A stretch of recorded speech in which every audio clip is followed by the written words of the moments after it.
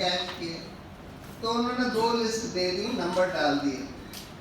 तो computer experts ने 2 minute में मैचिंग कर दिया। आप कंप्यूटर में ये सारी इंफॉर्मेशन डालिए, 2 मिनट में फट से सब मैच होकर आ जाता है। ये बॉन्ड इसने खरीदा, इस पार्टी को दिया, ये बॉन्ड इसने खरीदा, इस पार्टी को दिया, वगैरह वगैरह।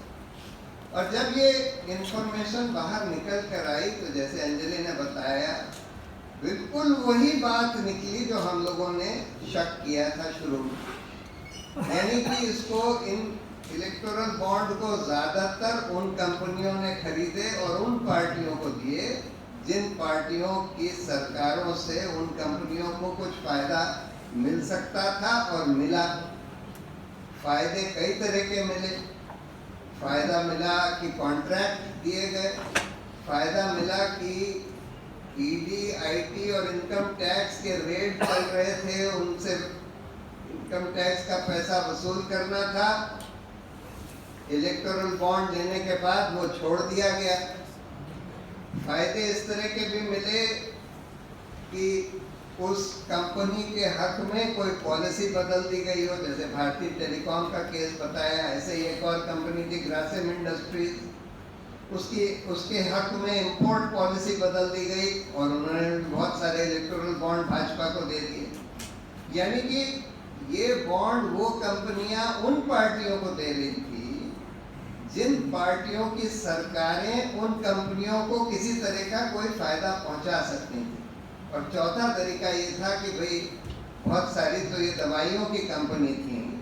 एक कंपनी का नाम अंजलि ने लिया, जाइडस कैडिला, ये क्योंकि ये सबसे अहम है। और तो इस तरह की 20 कंपनियां हैं, 20 फार्मास्यूटिकल कंपनियां हैं जिन्होंने ये बॉन्ड दिए, जिनके खिलाफ ड्रग कंट्रोलर का एक्शन या तो चल रहा था या चलना चाहिए था, क्योंकि उनकी जो दवाइयाँ थीं वो खतरनाक, जानलेवा या सब स्टैंडर्ड पाई गई।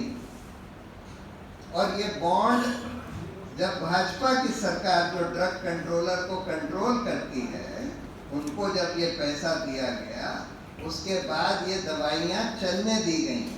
और ये जाइडस कैडिला जो ये गुजरात की कंपनी है, उसने एक बहुत ही खतरनाक, जो कि आप में से कुछ लोगों ने शायद वो दवाई ली भी हो, रेमडेसिविर, जो कि कोविड के समय सरकार ने खूब प्रमोट करी कि भाई ये जादू की दवाई है कोविड को कंट्रोल करने के लिए। बहुत महंगी दवाई थी उस समय, तो 50-50 हज़ार रुपए की एक डोज मिल रही थी कोविड के समय, और बिल्कुल खतरनाक जानलेवा दवाई थी। यानी कि उससे फायदा बहुत कम होता था, बहुत कम लोगों को, लेकिन उससे कहीं ज्यादा लोगों की जान ले लेती थी ये दवाई।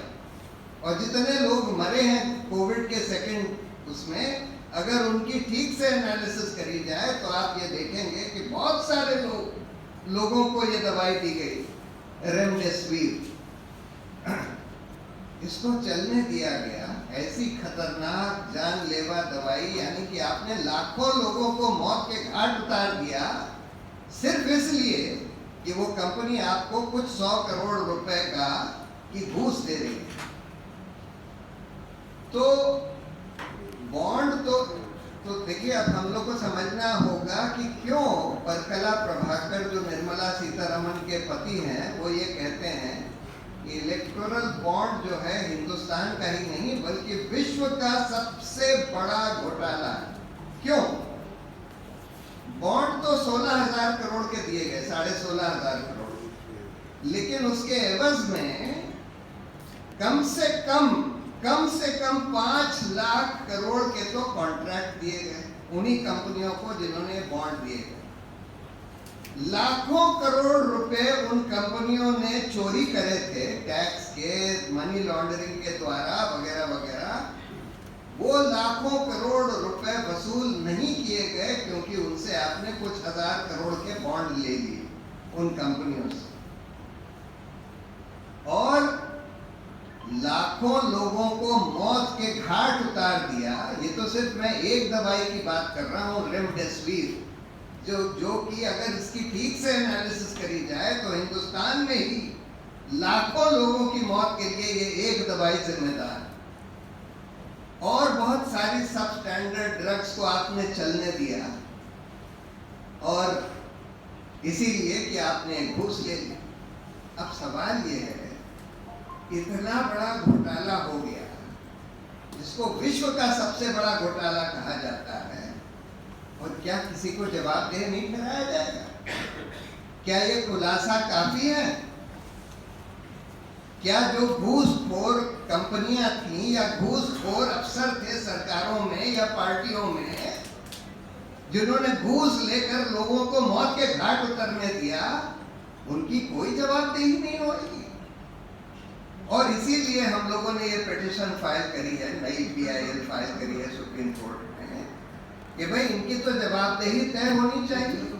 ये पता लगना चाहिए कि उस कंपनी में कौन लोग थे जो इस कॉन्स्पिरेसी में शरीक थे, उस सरकार में कौन लोग थे जिन्होंने इन कंपनियों को कॉन्ट्रैक्ट दिया ये पैसे लेकर।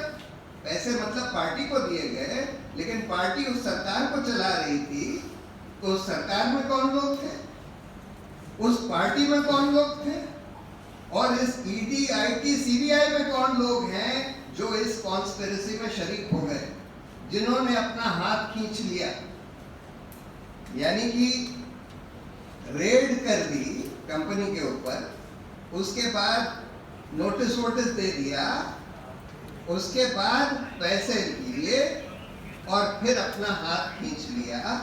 तो जाहिर है कि ED, IT, CBI के भी कुछ ऑफिसर्स इसमें शामिल थे इस कॉन्स्पिरेसी में, इस घूसखोरी की कॉन्स्पिरेसी में। तो इनकी जवाबदेही तय होनी चाहिए कि नहीं? इनका प्रोसिक्यूशन, इनको सजा मिलनी चाहिए कि नहीं? और कौन देगा, कैसे होगा, इसका इन्वेस्टिगेशन कौन करेगा? CBI और ED वगैरह तो नहीं कर सकते, क्योंकि उन्हीं के लोग इसमें शामिल भी थे। तो इसलिए हम लोग कह रहे हैं, देखिए चीमा साहब यहाँ स्पेशल पब्लिक प्रोसिक्यूटर हैं, कोलगेट वाले केस में सुप्रीम कोर्ट ने इनको अपॉइंट किया है। कोलगेट में तो सिर्फ एलोकेशंस को आर्बिट्ररी ठहराया गया, उसके आधार पर सुप्रीम कोर्ट ने बोला कि भाई इसमें अगर घूसखोरी हुई है, करप्शन हुआ है, तो इसका इन्वेस्टिगेशन होना चाहिए, और कोर्ट मॉनिटर्ड इन्वेस्टिगेशन ऑर्डर किया, स्पेशल पब्लिक प्रोसिक्यूटर अपॉइंट कर दिया। यहाँ तो मनी ट्रेल दिख रही है, ये दिख रहा है कि भाई ये घूस, ये पैसा इतने हजार करोड़ दिया गया इन कंपनियों के द्वारा, जिनको फायदे मिले हैं उन्हीं सरकारों से, जिन पार्टियों को पैसा दिया गया उन्हीं की पार्टियों की सरकारों से फायदे मिले हैं।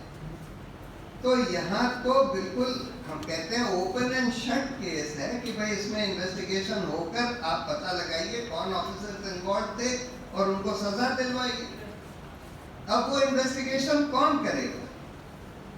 उसके लिए तो एक स्पेशल इन्वेस्टिगेशन टीम, जिसमें कि कोई रिटायर्ड CBI के या कोई दूसरी इन्वेस्टिगेटिंग एजेंसीज के ऑफिसर्स, जिनकी रेपुटेशन बिल्कुल बेदाग हो, उस तरह के ऑफिसर्स की SIT बनानी पड़ेगी, और एक रिटायर्ड सुप्रीम कोर्ट जज की निगरानी में वो इन्वेस्टिगेशन टीम काम करे, तब जाकर ये पता लग सकता है कि भाई इसमें कौन लोग इन्वॉल्व थे इस घूसखोरी।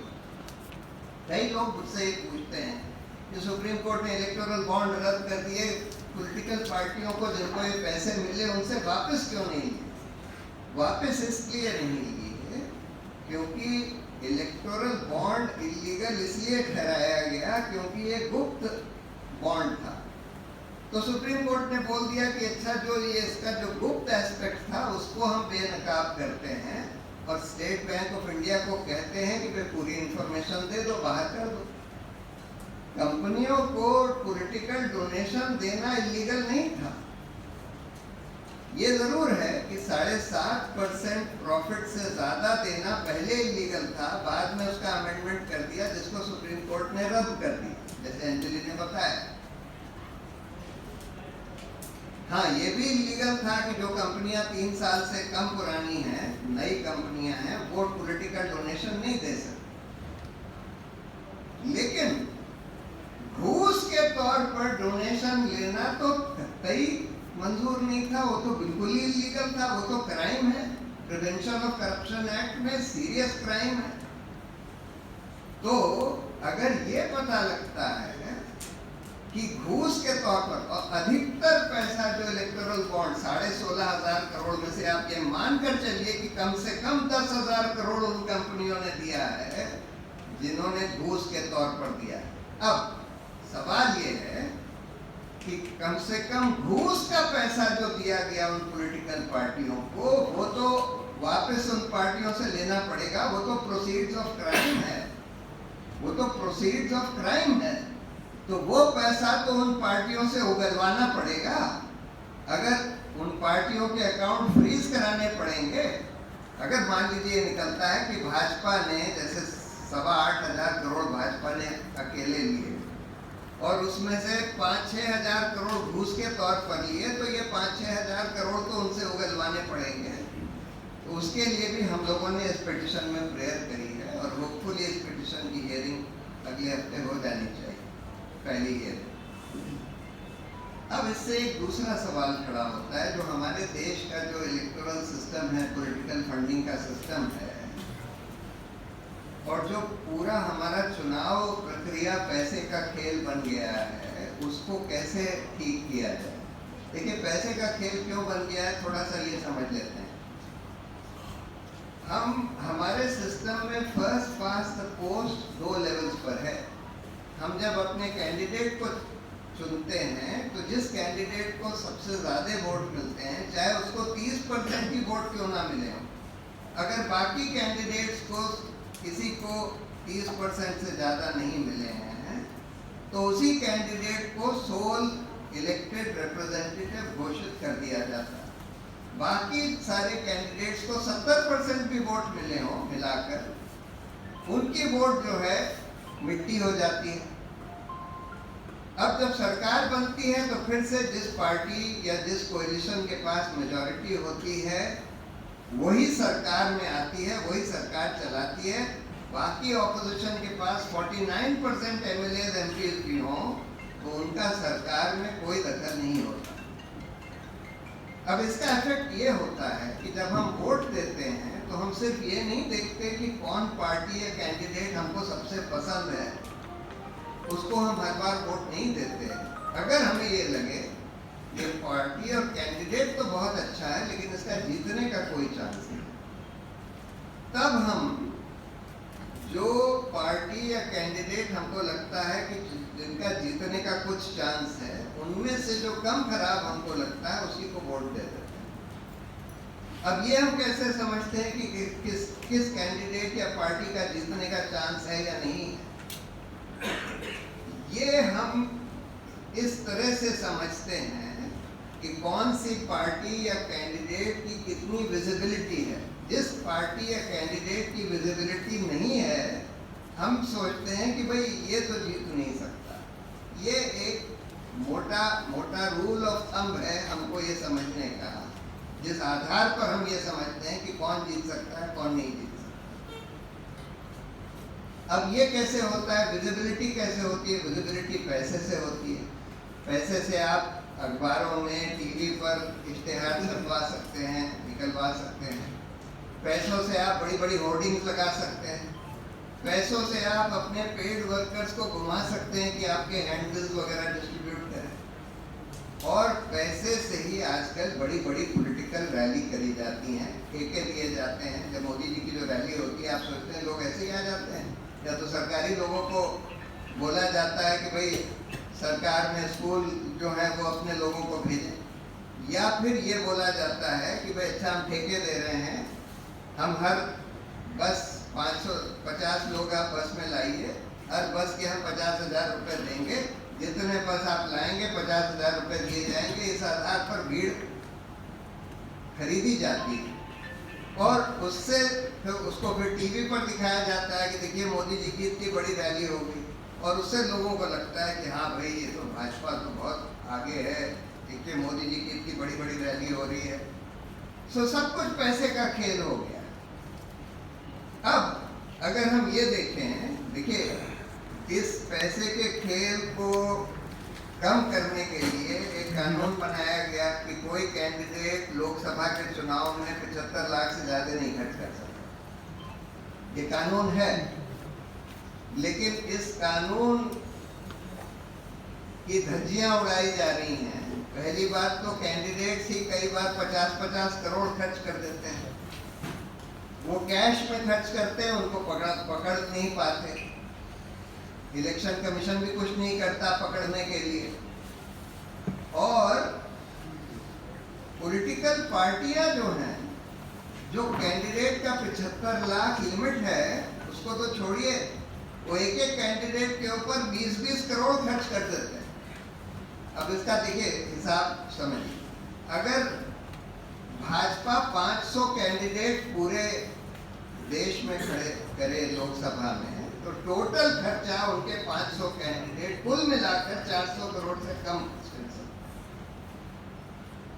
लेकिन इसी 5-6 साल में भाजपा को इलेक्टोरल बॉन्ड के जरिए 8,250 करोड़ मिल गए। कहां 400 करोड़, कहां 8,000 करोड़। यानी कि पार्टी जो है 20 गुना कैंडिडेट्स के खर्चे का 20 गुना उनके पास पैसा है खर्च करने के लिए। और ये तो सिर्फ इलेक्टोरल बॉन्ड का पैसा है, बाकी और पैसा भी उतना ही है। यानी 16,000 करोड़ भाजपा के पास 5 साल में पैसा आ जाता है। तो कैंडिडेट के ऊपर आपने लिमिट लगा दी और पॉलिटिकल पार्टी के ऊपर कोई लिमिट नहीं लगाई, इससे तो फिर कैंडिडेट के ऊपर लिमिट लगाने का कोई मायने ही नहीं रहता। तो एक तो अगर हमको ये पैसे की अहमियत चुनाव में कम करनी है या खत्म करनी है, तो एक तो पॉलिटिकल पार्टी के स्पेंडिंग पर लिमिट लगानी होगी। दूसरा, कैंडिडेट्स जो है कैश में खर्च कर देते हैं, पॉलिटिकल पार्टियां भी कैश में खर्च कर देती हैं। इतना इतना कैश पकड़ा जाता है आजकल इलेक्शन के दौरान। इसको रोकने का क्या तरीका है? जब मोदी जी ने नोटबंदी करी तो ये बोला था कि इसका एक मकसद ये है कि हम एक कैशलेस इकोनॉमी चाहते हैं या लेस कैश इकोनॉमी चाहते हैं। हम चाहते हैं कि लोग सारे ट्रांजैक्शंस बैंक के थ्रू करें। अब ये तो समझ सकते हैं हम कि आम आदमी को आप ये नहीं कह सकते कि सब ट्रांजैक्शंस बैंक के थ्रू करो, कैश उसको यूज करना पड़ेगा। लेकिन पॉलिटिकल पार्टियों को और कैंडिडेट्स को तो कहा जा सकता था, एक कानून आप एक लाइन का रिप्रेजेंटेशन ऑफ पीपल एक्ट में बना देते कि all candidates and political parties can only take money and spend money through bank transactions, and any use of cash will be a corrupt practice for which the candidate or the party will be disqualified. लेकिन ये आपने नहीं किया, क्योंकि इसका फायदा जो ruling party है उसको मिल रहा है। तीसरा, देखिए ज्यादातर देशों में प्रोपोर्शनल रिप्रेजेंटेशन का कानून भी बना हुआ है। यानी कि हमारे यहाँ तो सारे चुनाव जो हैं डायरेक्ट इलेक्शन से होते हैं, फर्स्ट पास द पोस्ट है। लेकिन ज्यादातर देशों में आधे जो इलेक्शंस होते हैं वो प्रोपोर्शनल रिप्रेजेंटेशन से होते हैं, जिसमें हर पार्टी अपनी लिस्ट देती है और अगर उस पार्टी को 2% वोट भी मिलते हैं तो उसके 2% एमपीज एमएलएस इलेक्ट हो जाते हैं। अगर आप प्रोपोर्शनल रिप्रेजेंटेशन लाते हैं तो लोगों को ये नहीं लगेगा कि भाई हम इस सीपीआई को वोट कर रहे हैं, हमारी फेवरेट पार्टी लेट से कम्युनिस्ट पार्टी है। लेकिन हमको ये पता है कम्युनिस्ट पार्टी जीतेगी तो नहीं यहाँ पर, लेकिन हमको ये भी पता है कि कम्युनिस्ट पार्टी के कम से कम 2% वोट तो आएंगे। और अगर हमको ये भी पता हो कि अगर 2% वोट भी आएंगे तो उसके 2% रिप्रेजेंटेटिव्स तो जाएंगे पार्लियामेंट में, तब हम खुलकर जो पार्टी हमको सबसे पसंद है, ज्यादा पसंद है, उसको वोट करेंगे। तो प्रोपोर्शनल रिप्रेजेंटेशन भी आना चाहिए हिंदुस्तान में। आखिरी बात देखिए, स्टेट फंडिंग ऑफ इलेक्शन, बहुत सारे ऐसे लोग होते हैं जो बहुत अच्छा काम किया होता है उन्होंने अपने लोकल एरिया में, लेकिन उनके पास तो 75 लाख भी नहीं है। मेरे एक दोस्त अभी चुनाव लड़ रहे हैं यूपी से, बहुत अच्छे स्टूडेंट लीडर थे, अब तो खैर स्टूडेंट नहीं है, लेकिन उनके पास तो 75 लाख भी नहीं है। वो हमसे कह रहे थे कि भाई कुछ पैसे अगर आप दे सकें तो बड़ा अच्छा होगा, अपने दोस्तों को कह सकें। अब बहुत सारे लोगों ने ये प्रपोज किया है और कुछ देशों में होता भी है, जिसको स्टेट फंडिंग ऑफ इलेक्शंस कहते हैं। देखिए, इतना पैसा जितना हिंदुस्तान में खर्च होता है इलेक्शंस में, इतना तो कहीं पर भी नहीं होता, शायद अमेरिका में भी नहीं होता। बेइंतहा खर्च होता है। कहते हैं कि 2019 में 50,000 करोड़ चुनाव में खर्च हुआ। इंग्लैंड वगैरह में अगर आप जाकर देखें तो वहाँ चुनाव में या यूरोप में बहुत कम पैसे खर्च होते हैं और वो किया जा सकता है। लेकिन उसका एक तरीका ये है, लेवल प्लेइंग फील्ड अगर आप करना चाहते हैं तो स्टेट फंडिंग ऑफ इलेक्शन करिए। उसका तरीका ये होता है, हर कैंडिडेट को हर वोट के लिए 50 रुपए चुनाव के बाद दिए जाएंगे। यानी कि उसको 1 लाख वोट मिली तो उसको 50 लाख रुपए सरकार के द्वारा मिल जाएंगे।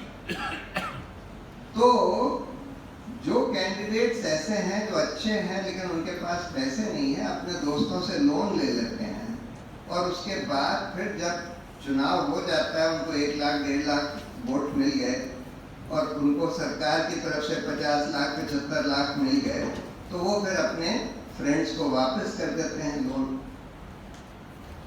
तो कई लोग ये कहते हैं, सरकार ये कहती है कि नहीं ये तो बहुत महंगा है, इसको हम अफोर्ड ही नहीं कर सकते। क्यों नहीं अफोर्ड कर सकते? हिंदुस्तान में टोटल 60 करोड़ वोट एक जनरल इलेक्शन में, लोकसभा के इलेक्शन में टोटल डाले जाते हैं। अब 60 करोड़ का अगर आप 50 रुपए पर वोट देंगे तो 3000 करोड़ हो गया। ऑफ कोर्स आप इस पे सीलिंग लगा देंगे कि 1.5 लाख वोट से ज्यादा अगर आपको मिले, 75 लाख से ज्यादा किसी को नहीं मिलेंगे।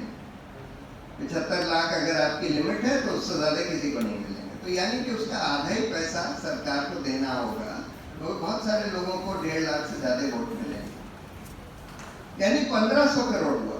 1500 करोड़ सरकार के लिए कुछ भी पैसा नहीं है। इससे ज्यादा तो MP local area development scheme में हर साल सरकार देती है। MP local area development scheme में हर एमपी को 5 करोड़ रुपए हर साल दिए जाते हैं। यानी कि 2500 या 3000 करोड़ रुपए हर साल सिर्फ एमपीज को एमपी एलईडी स्कीम में दिए जाते हैं। हम तो कह रहे हैं कि 5 साल में एक बार सिर्फ और कुल 1500 करोड़ का खर्चा है स्टेट फंडिंग ऑफ इलेक्शंस में। तो ये भी कानून आना चाहिए।